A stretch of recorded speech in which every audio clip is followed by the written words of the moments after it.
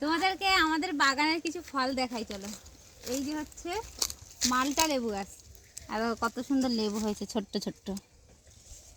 এরকম গাছে ফল দেখতে কি যে ভালো লাগে আমার, কত সুন্দর। অনেকগুলোই হয়েছে, প্রথম হয়েছে না, দেখে বেশ মজা লাগছে আমার।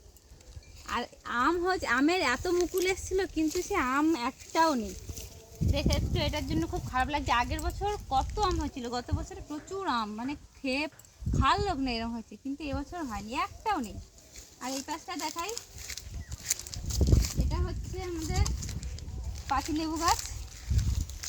কত লেবু আছে, আর এই পাতিলেবু আমাদের বাড়ি অনেকগুলো আছে, প্রচুর, মানে কটা, 5টা 6টা গাছ। ওই বাড়ি একটা, ওই পারে 3টে আছে, 3টে, এইখানে একটা 4টে, প্রচুর অনেকগুলো লেবু গাছ, সব কটা গাছে অনেক লেবু হয়েছে, কি সুন্দর লেবু। আর এদিকে হচ্ছে আমাদের একটা কলা, কাঁঠালি কলা গাছ, কলা হয়েছে। আরও দেখাই, এদিকে নোল গাছ, নোলটা দেখাই, পুরো ঝাঁকা নোল, ঝাঁকাটা বন্ধ করেছে না, আর এই যে দেখো, এটা হাতেই পাবো না আমি। টক হয়েছে মনে হয়, বল।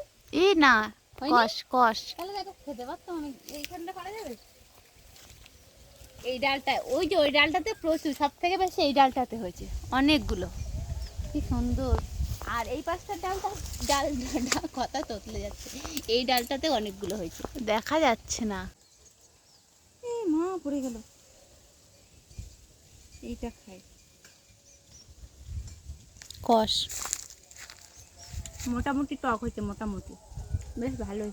নোল খেতে ভালো লাগে আমার, বড় বড় হয়। সব থেকে ভালো লাগে যখন নোল হয়, তখন ওই লবণ দিয়ে রোদ্রে দিয়ে শুকনো করলে, নাহলে লবণ দিয়ে, এই যে সে আমসি যেমন বানায় ওরকম করে বানালে বেশ ভালো লাগে খেতে।